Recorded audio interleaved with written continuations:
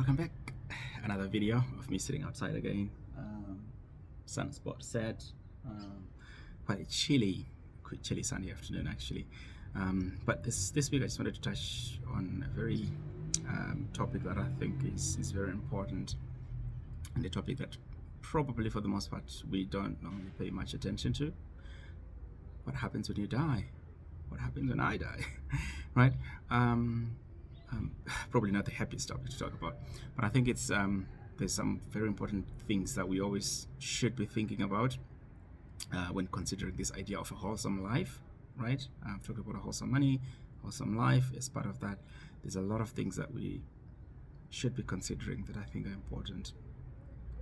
One of which is, what happens when you die, right? And this is not really just like talking about your reflection of your life and your personality, but this is speaking more to the family that you leave behind, the loved ones that you leave behind. You might have, like a family of your own, wife, kids, or husband and kids and grandkids, etc. But this could include parents, or any person really that's sort of depending on you financially. Do you think about what actually, if I was, I don't know, if you were to die right now, right? What would happen to those people? And yeah, it's just something worthwhile, I think, thinking about. Consider the implications of you not being able to provide for them, right? Do they have a backup plan? Do they have somewhere where they could go? Do they have someone else who could just take over? Yeah, I think this is just something that I thought would be very important just to consider. Right. Just to think on the other side, obviously, in terms of preparing and planning for these things, the greater financial products, I guess, that have come on the market that do understand these things. In other families, you've got assets. Assets could be property, could be investments that live on, once you pass on, once you die, and your family could effectively just pass on those assets to your family, to your dependents. Hopefully, there's a central fee there as well. This is one important aspect within your family that can make sure that the people that you care about are taken care of. Because again, if there's just one person sort of administering whatever is left over, that could be problematic. Some people might be ignored, some people might be left out. And I'm really just talking of a will, right? This is basically where you write down and say, in my life, when I pass away, this is what I want to happen to these people that I care about, and this is how much I want to allocate to each person or each people, each group of people, etc. This has to come as a plan that you put together. So it could be assets again.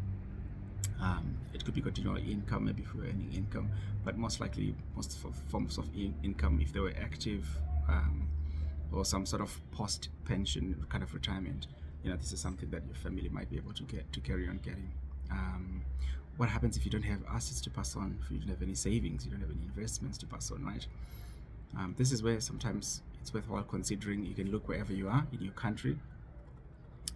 Excuse me, it's a little bit windy here. I'm trying to hold the phone steady. Trying to hold the camera so it doesn't shift too much, but I hope you guys can hear me fine.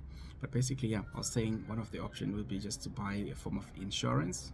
The common form factor of this insurance is called life insurance. It is really this idea of you die, there's a cash payout that goes into the loved ones, and then you can set again how that money should be distributed.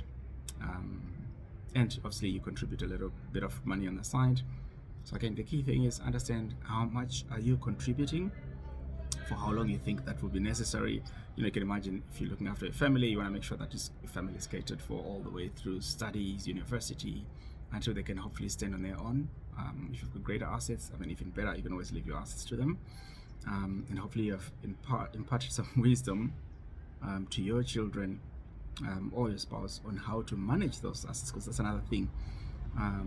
If you leave something and you don't enable the family to look after the investments, the assets that you've left behind, it's very easy and very likely that just might be lost, either through negligence or mismanagement of people that just don't know how to do things. So yeah, this is what I just thought, something that would be very important for you guys to think about and look at how ways you can address and cover.